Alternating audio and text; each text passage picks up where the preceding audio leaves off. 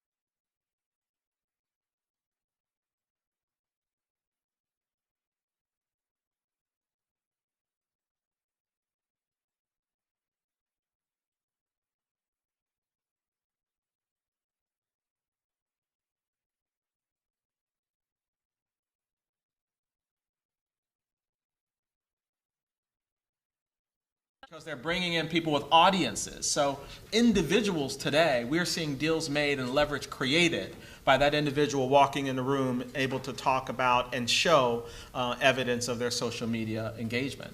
It's very powerful and very real, and for once not limited to the major distribution system, but anyone can walk in a room and say, I got 10 million followers, and that's a conversation that a lot of people will have. Well, what is the oh, go ahead, Mike. No, I was just going to say, I've had an interesting take on the other side of that, which is we see, oh, you've got this many Twitter followers or whatever, and so you get on the list that way to host the show or be on or whatever. But then and that's great, and that gets you in a place that maybe you wouldn't have talent-wise. But in the end, we still need someone that can carry the show. So you may have 5 million Twitter followers. That doesn't mean that all of them are going to watch that show. Yep. Right. And if you're not talented, after 3 minutes, the other 5 million people that showed up to watch it are trying to find the remote really quick. So I think it's been an interesting thing as we all try to kind of come of age at the same time, which is one of the reasons I think some of the YouTube talent has had trouble crossing over. They're very niche. What they do is amazing. There is no back end, and that's the brilliance of it. The fact that everyone knows that it's authentically that guy or that girl doing what they love and are passionate about, and that there aren't a bunch of us behind moving it around, makes them uniquely talented. When you put them in a shiny place, it's hard. Now you have to be at a different level and have a different skill set, not better or worse, just different. Yeah, and I'm glad you brought that up, because I think that, adding your point, I think that the whole Twitter, Facebook thing and all that, that's also a black box. And I think that many times you're like, oh yeah, we had, how many meetings we had for season 3? We top people, and I prefer an amazing actor that has 10 followers than a bad actor that has 10 million followers. Because first, the show is what rules the conversation, so the story needs to be good. And second, many of those impressions, another buzzword, impressions, they don't go to the show. You tweet, you don't know how many people are even watching the tweet, clicking on the link. So I think that, and still, talking about what you said about the machine, I think that one of the problems of our industry is that we are always looking for that magical solution. And we've been trained to think one thing or the other, and now we're having to change our brain so it's one thing and the other. So now, in our company, we have to analyze 20 to 30 different metrics to make decisions about social media posting, to how we're going to change the cliffhangers for the next season and all that. It's a lot of work, because, oh no, let's just go to see the Nielsen ratings and make a decision. That changed so much, and it's forcing all of us to do that. And getting back to the focus of the deal making part is you can come to a meeting, get a talent, or you can ask for oh, you're gonna make 5 tweets. I prefer the person doing amazing PR and sitting with their fans instead of making tweets, because in the end of the day, if you do an event so that's where I totally agree with you when you said about it's a combination of what you ask on the deal part of it, because having 10 million followers doesn't guarantee you're gonna have a hit show. Well, you all have deals on different digital outlets. How did you get those deals going? For example, how did you get your show to Hulu? How do you decide what you're going to do throughout the international market? So a big part of what I do, a big part of my strategy is to figure out how we can take first-run digital content that's been in the U.S., so a show that's been created for a platform here in the U.S. When I say digital, I don't really think of Hulu, Netflix. This is my own personal thing. Hulu, Netflix, Amazon, I don't consider them digital because their budgets are akin to linear, so smaller sort of digital budgets. I mean, it's just the creators. Sure, it's the way it's delivered, but the content is the same. The budgets are rivaling HBO, so but so I try and look at how I can take digital first-run content, so sort of the shorter form content, and package it together and then sell it into linear television internationally. And what comes along with that is, of course, like my colleagues are saying up here, there are a lot of, MCNs or digital outlets that want me to take some beauty star because she has 10 million followers. Well, okay, it's a lot of followers or subscribers, but that doesn't necessarily transcend internationally. That person still isn't very well known. It's very niche, sort of as Mike said. So one of the things I'm looking for is, of course, followers and, of course, social media presence, but also to be like a great talent on camera and to be able to sort of lift the show and drive the show like the Bourdain of makeup. You know, she's going to be able to, you know, really sort of, you know, travel around the world and interact with cultures and have that level of maturity. You know, that's fantastic. But also a narrative flow and a narrative structure. Right? Because, you know, I can't just have 5-minute elevator makeovers and then put together several of those and have a 22-minute slot. Because remember, internationally, when I'm trying to sell to linear broadcasters, they want 22-minute slots for a half-hour commercial, or they want a 44-minute slot for an hour commercial. So when I have an 11-minute thing or a 16-minute thing, however long it takes to tell the story, as many digital producers tell me, that's great, and I think that's a wonderful philosophy. But if you're looking for a secondary, you know, linear window, whether it's domestically or internationally, you have to think about runtime. And you have to think about narrative structure, and you have to think about, you know, the fact that an audience is sitting down, you know, on their television or even on their pad, you know, whatever they're doing, and they're watching shows that have this flow. And so it can't be sort of, you know, hodgepodges of content here and there. So that's really important to me when I look at shows that are actually going to have, that are going to travel. So universal, relatable talent, and then a long-form digital narrative structure. Mike, what's it like to work? Your company is working with Fremantle. What's the deal-making process like when you're working with a giant? We're very media? fair. I love Good Fremantle, lunches. and they have been very good to me. No, you know, the deal making when you're with a Fremantle or CBS or any of these huge companies, I think it's actually a little easier because you kind of know what you're in for. You know that we want to all put it out internationally. We want formats that travel. You know that that's going to be in the deal. We know that they're going to want a piece. They know that I'm going to want a piece. Like, it's, you kind of, everyone knows. The same thing with CBS or NBC or Hulu or Netflix. I have to totally agree with you. I had someone ask me, I think it was the day before yesterday, are you freaked out about Netflix and Hulu and all that? And as a content maker, no, that's just that's more places to sell to. So I think I get more excited. It's like saying to someone 30 years ago, are you worried because, you know, of all these cable outlets? No, that's just more places for a guy like me to sell to. So I'm very excited about that. But the deal making with any of these big, huge places, I think is you kind of know what the boilerplate's going to look like. It usually comes down to a couple points that are important to me, a couple of points that are important to them. Usually it's project-based. If it's a game show that has international flair, then that has a different set of parameters than I love the idea of an Anthony Bourdain makeup show where he travels the earth eating makeup. He needs I would totally. He wasn't the star. I'm so in on that, by the way. Yes. So that depends on, you know, if it's just a local someone that's going to just be in the U.S., that, you know, that deal at Fremantle would look very different than if we think it's some global hit or syndication.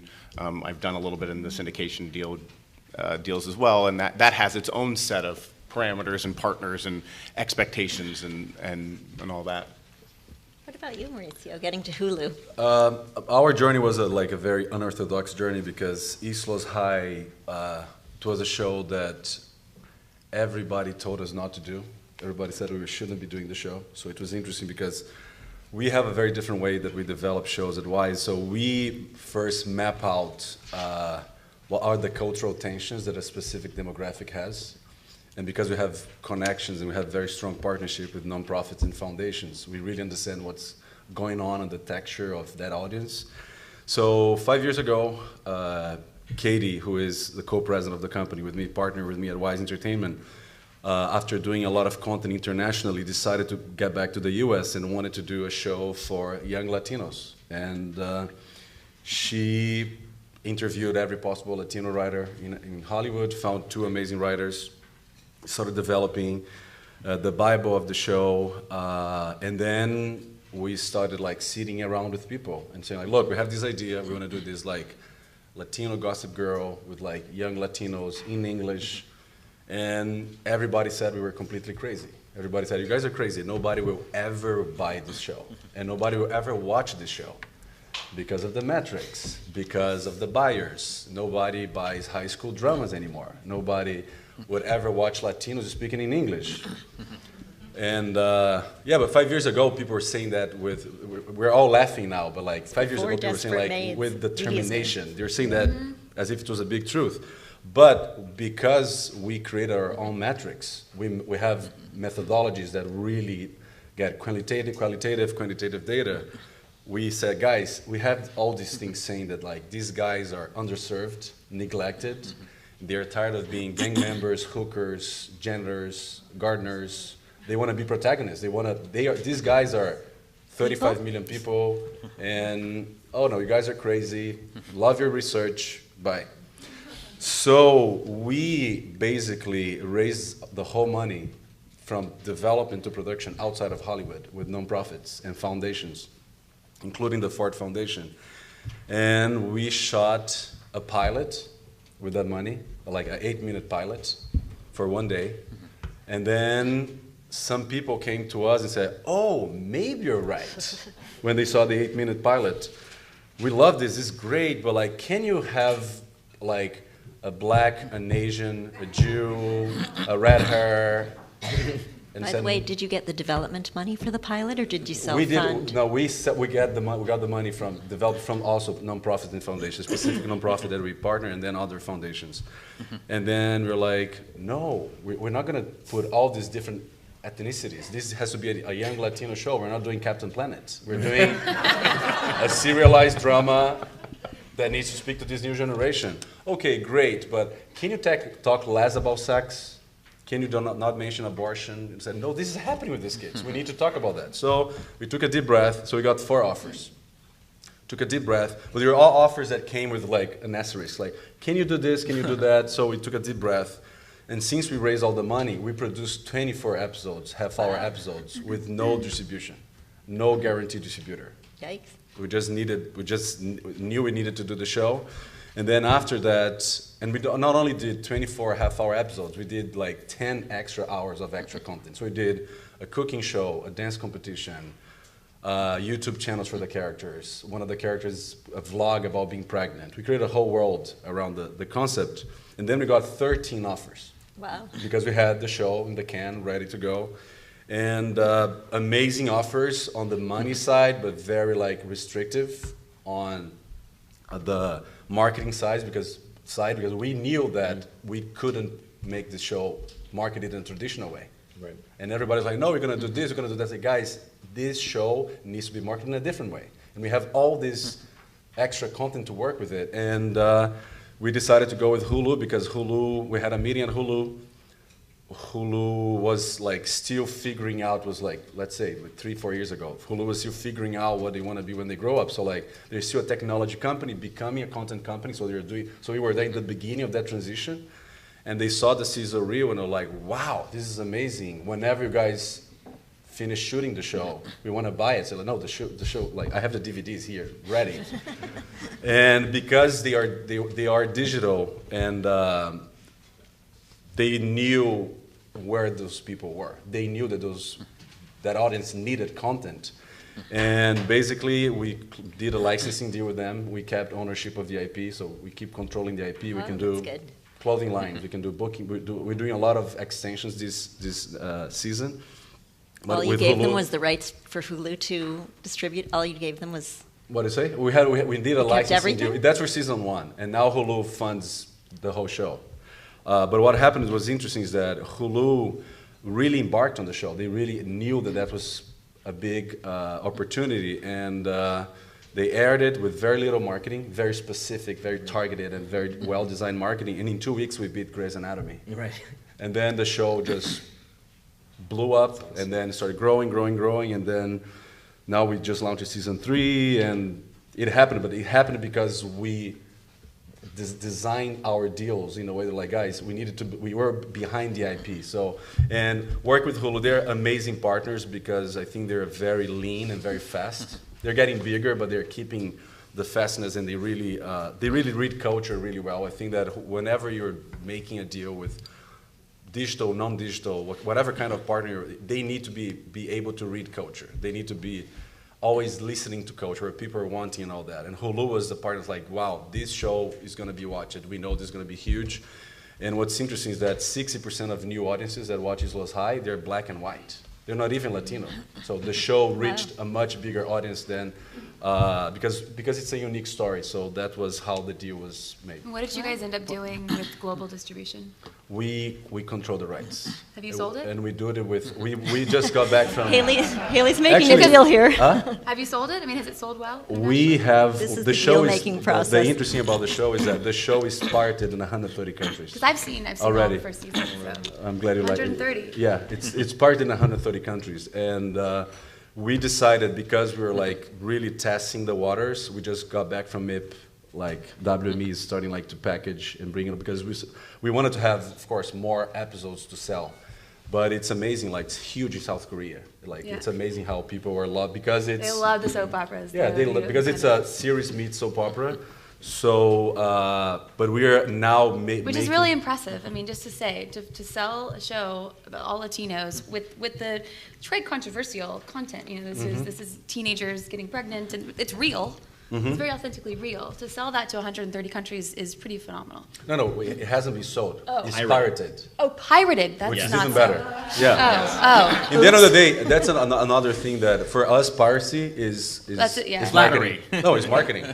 In the end of the day, piracy for a show like ours is good marketing, because, like you said really well, people wouldn't watch a Latino show in South Korea normally, but because the content was good and because we had all the extra content, they found it. And now we know that when we sit with a top broadcaster in South Korea, we present the piracy numbers, and the guy says, yes, I will buy the show. Right. Because there's an audience. Yeah. Because I think that's what's really changing nowadays about the deal making of it all, is the new metrics. the new metrics and the fact The that pirate metrics, yeah. you control the audience. You have a more not control, but you have a bigger relationship with the audience. So we know when we go to a broadcaster, an international broadcaster, we can say, look, this is happening. If you want, you can buy it, because this is happening already. So, Daryl, what about your multi-hyphenated people? Can you tell us about those deals? Absolutely, but Or- I want to pick up just on what Mauricio pointing out, and just add two quick things from a deal-making standpoint. One, I just want to emphasize in the story you just told, I think it was really critical that Hulu was at the place it was at the time you approached them. Because to me, that's where the opportunity met your preparation. You spent the money, you did your thing, but they needed something. They needed to find an identity, and it was that need, I think, which gave the door open, which turned it into something. And that's something that we look for a lot in kind of the deal-making process. Who needs it? Who's going to take the risk? Who's going to find an opportunity to not say no, or to just say, I'll throw it on the wall because it makes sense, but I'm scared. And most systems are just too scared to do something different, because they're making money at what they do. But behind closed doors, they all want to do something different. The other thing it reminded me of is that we often jokingly say Hollywood is filled with heat-seeking missiles. And basically, nobody wants to be first. Nobody wants to buy the show right away. But at the point you kind of put a little money behind it, you create the buzz, you start to show the concept, you start to show the promise, then all of a sudden, oh my God, this was the most brilliant thing in the world, and you got 4 to 13 offers. So we see a lot of that in the digital space, and we love it, because my multi-hyphenated talent, basically that just came out of the need to survive in a world that has significantly changed. Most of us grew up when film, television and records kind of dominated, 100% of American entertainment. Now it's a relatively small piece when you add in video games and digital social media and all this other stuff. And so we advocate for talent. If you are a brand, and there's 1,000 channels out there, or in cyberspace or linear television, wherever that is, 9 out of 10 times you can at least create a buzz or attract an audience with your brand. So let's find other ways to monetize that brand with your audience. It may not be as big as some networks, but I have some talent who have more viewers, engaged viewers, followers, more than some broadcast networks. And ultimately we found that to be a business. So this gentleman, T.D. Jakes, who you mentioned at the top, T.D. Jakes is a bishop, if any of you know him. He's a bishop out of Dallas who 30 years ago started a quiet little sermon called Women That Aren't Loose, turned it into conferences, turned those conferences into churches, those churches. Now he has 350 million followers globally around the world. Wow. And we have film deals that we're releasing. We have a film overall deal with Sony. We're on our 7th film. Heaven is for Real was the one we released last year. 12 million in, 101 million at the box office. We're actually lending his brand to help other movies and other products launch. But he's someone, I just interesting said, deal look, point. just with that following, and we can establish, of that 350 million, there's a significant engagement with a lot of them. That brand we take into all kind of content, into all kind of products, into digital, into television, into movies, and it works. Same thing with Angela Bassett. We all know her from What's Love Got to Do with It? But I said, Angela, you got, you're royalty. You can do all kinds of things, from clothing to whatever, and she has really found a new life. I mean, she still does her movies. You'll see her in 4 or 5 movies a year, but she's written books. She's starting a new cosmetic line for women of color. We're launching international, by the way, and we're doing a number of other things that we're usually just taking her brand and leveraging. So the idea of multi-hyphenates for us means, true creators can create a lot of different things. Hollywood used to pigeonhole you and lock you in. A true creator has the capacity today to do many things through many platforms, and in our deal making, we just try to help them do it. Are the distribution outlets being very restrictive in what the talent cannot do, that you would be restrained in taking that brand everywhere? The way some of the cable networks with reality TV stars were saying, okay, you can do this, but you can't do any third-party endorsements or anything like that. I see that more on the reality space. Well, let me say this. ABC is pretty well known and very aggressive in kind of the control they have around brands. And if you're on their network, they have a lot of say in the things you endorse and the things you are associated with. Even with that very high standard, more often than not, depending on the size of the talent, you work it out. And you find a way to compromise. But, most broadcasters, don't want their best talent, to make a mistake on something else and therefore mess up their cash cow. So there's a lot of controls traditionally in the deals, and the more money they pay, often there's more controls. And I'll just say what's common about everything that you guys have been saying is that there was something proprietary there. You guys created your own content and had an enormous amount of leverage. You didn't have a sizzle reel, which is how most people walk in to sell. You walked in with a series shot. So you hold literally all of the cards at that point, except for that you want them to distribute. And so you had something that was very proprietary that was, I'm imagining, an enormous amount of leverage. They couldn't affect what your creative was going to be. They left it. Yeah. If you have Angela Bassett, that's an enormous amount of leverage that is proprietary in the room that is tough to beat. And so I think that's the common thread in any deal is who has the leverage? Right. And both of you guys had clubs of leverage. The owner of the intellectual property has all of the leverage. I mean, that's what I believe. I've been in production and I've been in distribution. I've been in marketing. There's so many different avenues for distribution right now, which is wonderful. There's very, very little money for development and production, less than I've seen in 20 years. But if you actually have the wherewithal to create that content, you're not going to be stopped because you're the one paying for that content, and then you have the controls. And I mean, I think most of us who have worked independently, there's a lot better ways to make money than to create independent entertainment. So you're doing it because you feel like you have to. You're doing it because someone's going to have to kill you to stop you. So you might as well retain all of that control because that's the only power there is right now. I would say, can I just add, I think that's great advice and it's really cool, but also you have to be really careful from television perspective, maybe not independent film perspective, that I think with East Los High you really it was an anomaly in a way because you really put together an incredible show for a platform that was looking to grow the U.S. Hispanic business significantly. But most of the time when I have producers come to me with content that they've already produced 13 episodes of, a lot of broadcasters on the non-scripted side specifically, they want to be involved in the production and development, phase of it. So just be careful how much money you put into a series and go into production. Make a pilot, make an extended sizzle, make a casting reel.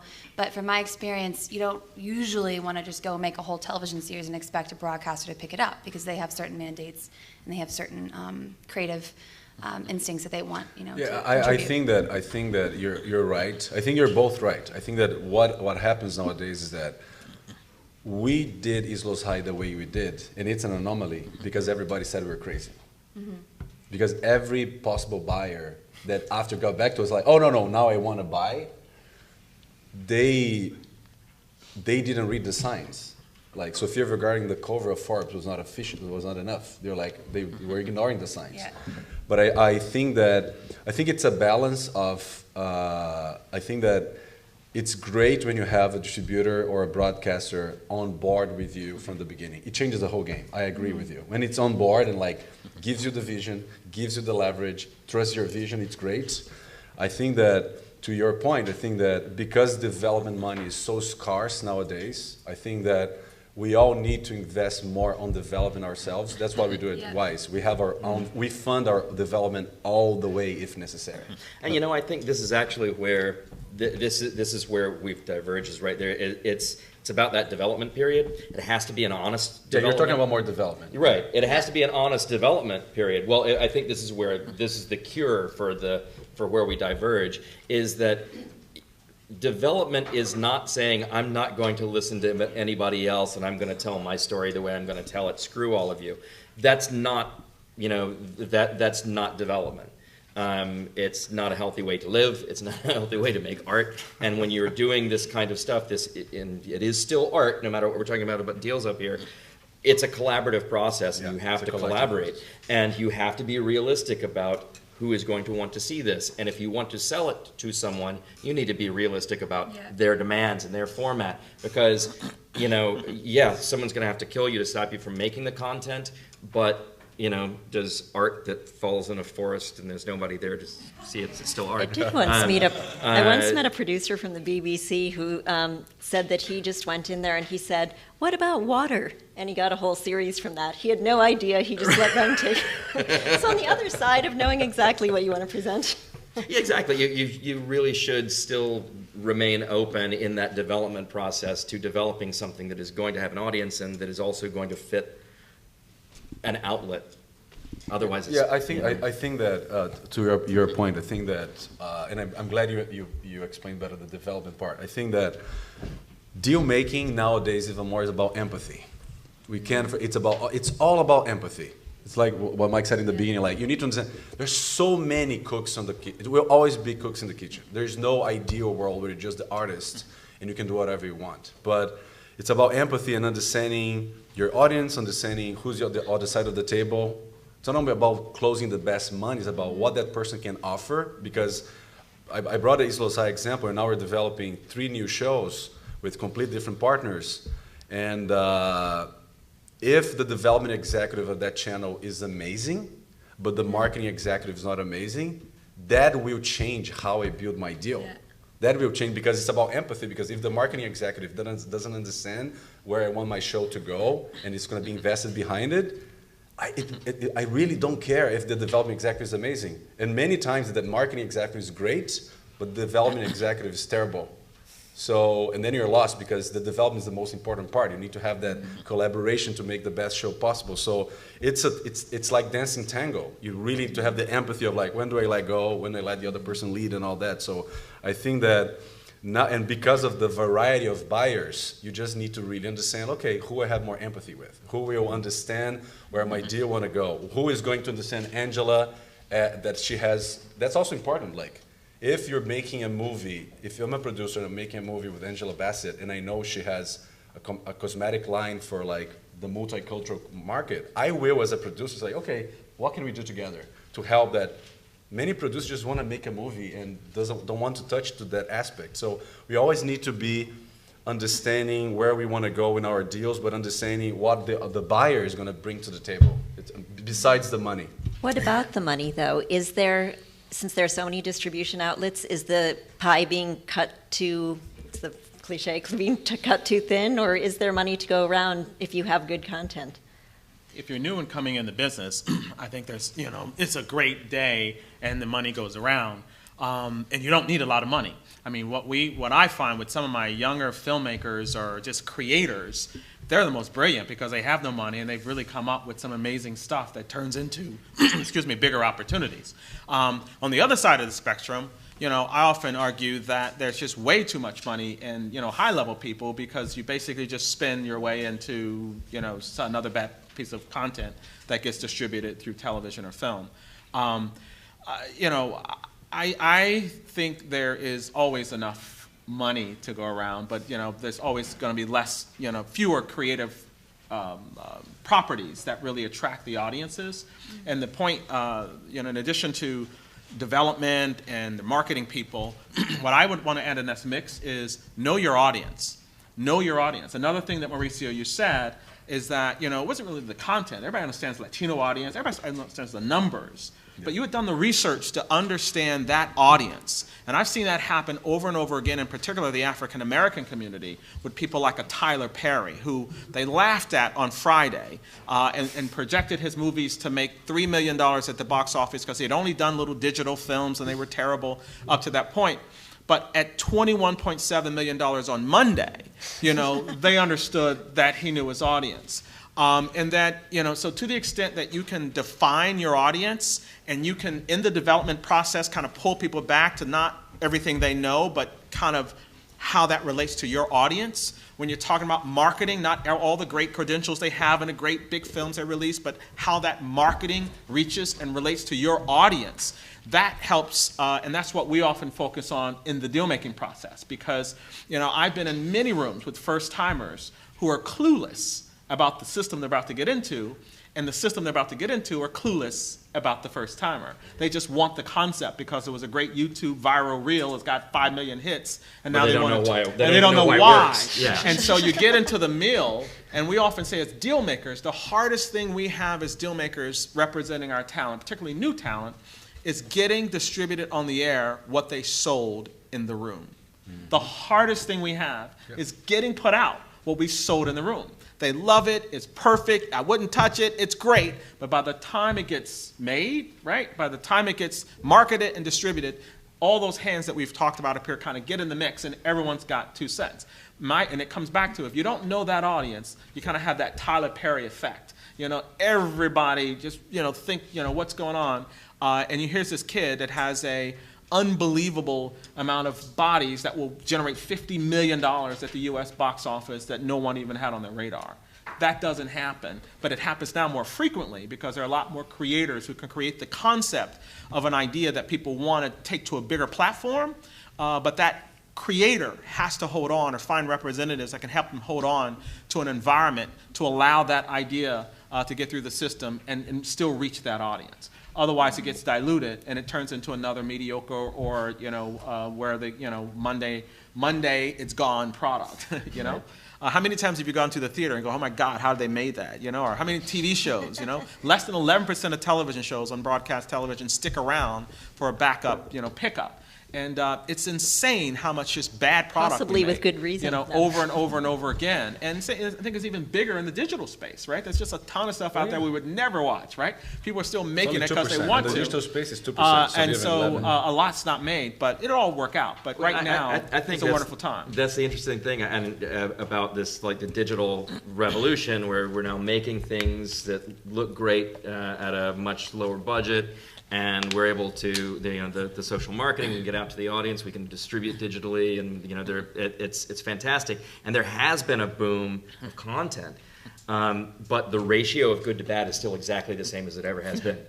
More Do you bad. think so? I think there's more bad. Yeah, Really? I gotta yeah, say, way more bad. Maybe I've got because better they're whether you like the gatekeeper mentality of networks and cable networks and even some of the big multi-channel networks. They are the ones that are going, hey, this needs to be in this realm. Still can be bad, obviously. We've all seen bad movies, bad TV shows. But I think there's a lot more bad. I think it's a lot more cluttered.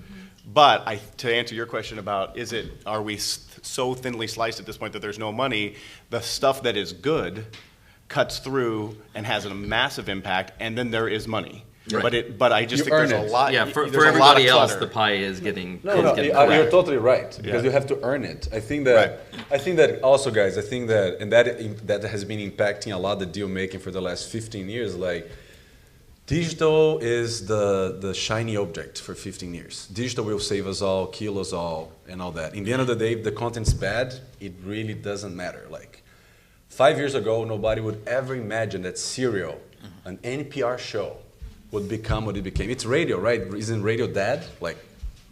Serial is a great example of how we are so obsessed with platforms and we forget how to do good content. And I think that to your point about digital, if you go to YouTube, like 98% is terrible, guys. Let's be honest. I think my problem is that I've always thought 90% of everything was terrible. Maybe that's why my ratios are the On same. that I just happy always note. thought everything was terrible.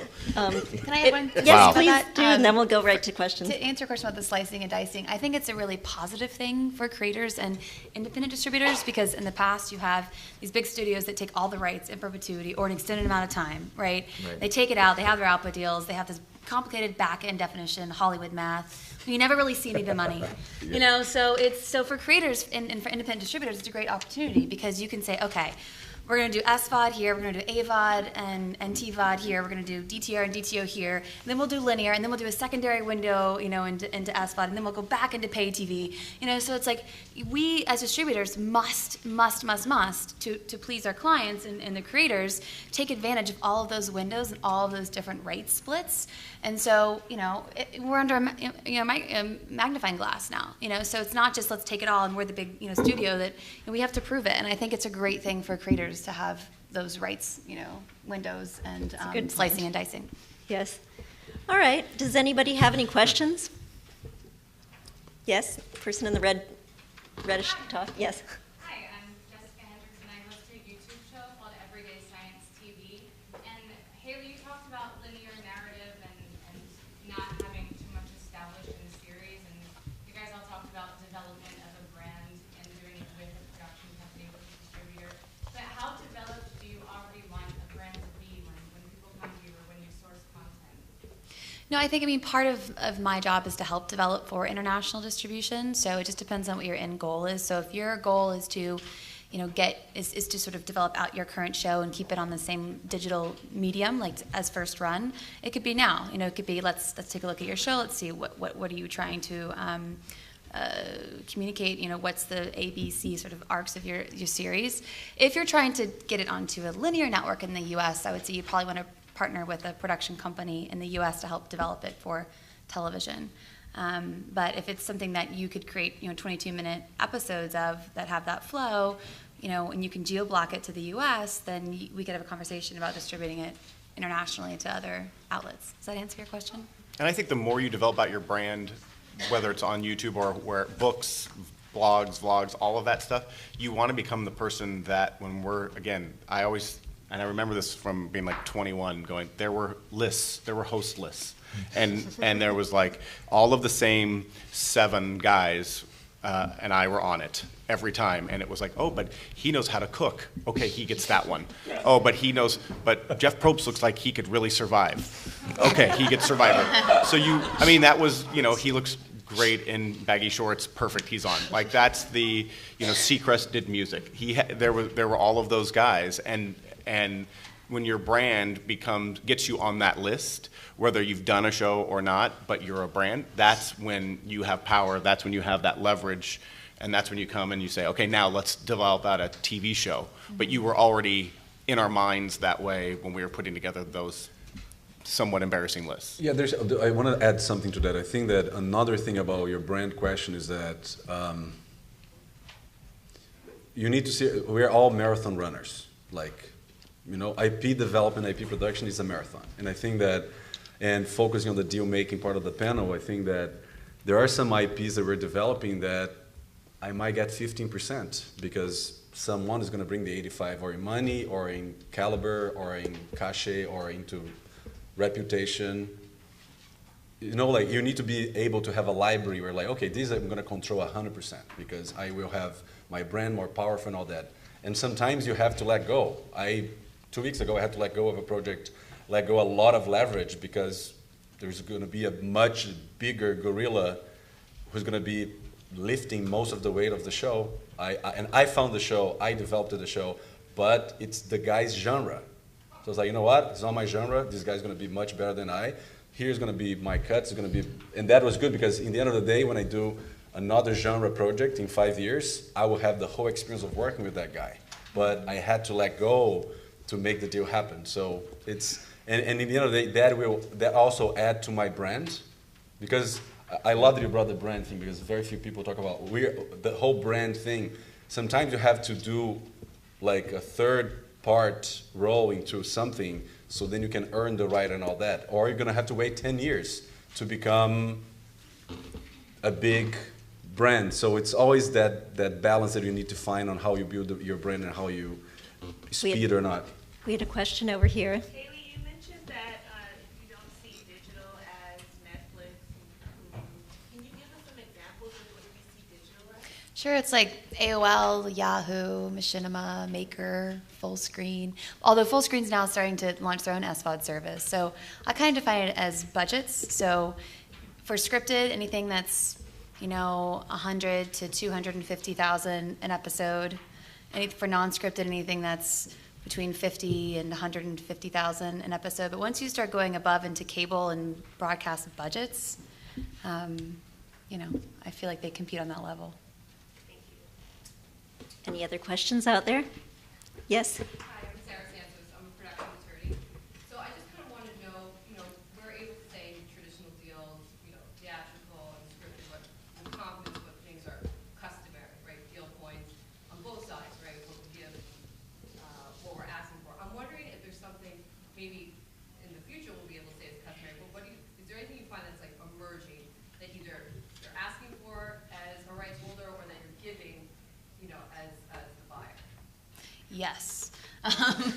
So for international, when I'm doing a deal with a network here in the U.S., so they have domestic rights and I have international rights for a program. They often want SVOD rights, and which is no, like that's absolutely not. That if they're going to want SVOD rights, they have to pay double. It's sort of like you can't just glob in SVOD rights like you could 6 or 7 years ago. So I think that's a really, really big thing that those are two separate. We need to be able to exploit both windows. Yeah, I think that for me as a producer, and I think the time is running out, right? But for me as a producer, I think that whoever is buying my content, you can ask for whatever you want. But I think that for us, it's always about having a trigger, which is like, if you don't deliver that, that gets back to me. Because like, if you're asking me for clothing rights for my TV show, you need to present me a schedule, a timeline, and a budget that you're going to deliver that. Because nowadays, I can start a clothing line in a week through outsourcing with websites I can do and creative. So it's all about also... Huh? Yeah, I just think it's about also like having that trigger. It's about like, if you're not delivering that in 2 years, that gets back so I can do it, because you're wasting the time and the brand and the opportunity. I have so many friends that sold their souls and the buyers promised everything, but they're just looking for the traditional revenue streams when he could have done so many things, and I've seen they that with sat a lot over of my it, so. deals. And I think too. that's really fair, too, The reversion is really important.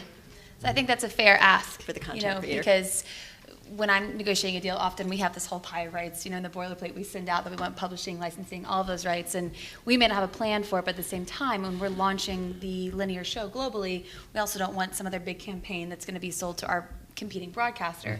But if you said, well, listen, I get it, you take it for 18 months, you take it for 24 months, and then if you haven't done anything with it, it reverts, that would be fair. Yeah, and I think that in the end of the day, I agree with you. I think that in the end of the day, it's about, look, you invested all this, you even get a cut if I do a publishing deal with someone else, but Yeah.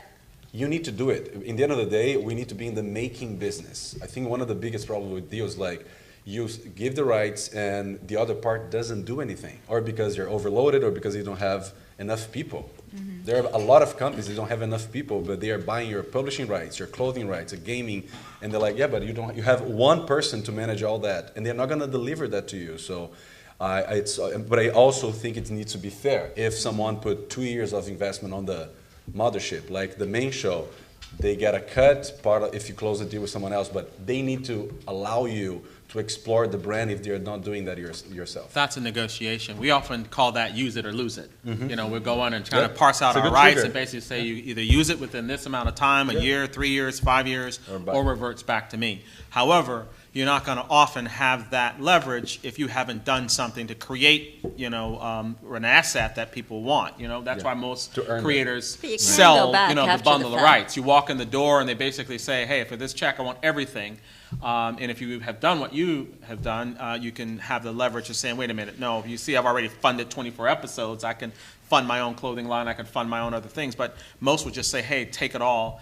Or they'll be forced to, exchange it all for a check. And we also will look at buyers and examine their history of exploiting properties beyond their core business. And many people won't do that. Look at it. If they tell you they're going to do merchandising on something and they've never done merchandising, or they got merchandise with a company that you can go next door to, you go next door first and then come and sell your property and have your merchandising deal in place. But the idea of understanding the different bundles of rights and different platforms and being smart about making sure you don't give the entire bundle away unless you have to or for the right price is a really important component of good deal making. Yeah. And forget the lawyers. Creators should be thinking like that. Yeah, creators, if you're the creator, you're the IP holder. You're the brand. Right.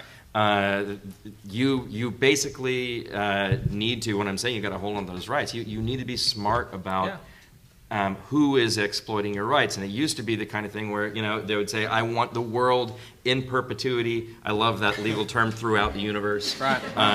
No, and future platforms that might exist. Yes. Whether yes. now In known or contemplation- Platforms that might Advised. exist in Mars. Yes, it may or may not exist. Mars is real now, guys. Oh, absolutely. Oh, well, It is. Count it that way. Get But- universe, but- not world. Exactly, and it used to be, that if you said, well, I don't want to give you my rights in perpetuity throughout the universe, they would say, go pound sand, and you just had to, that was it.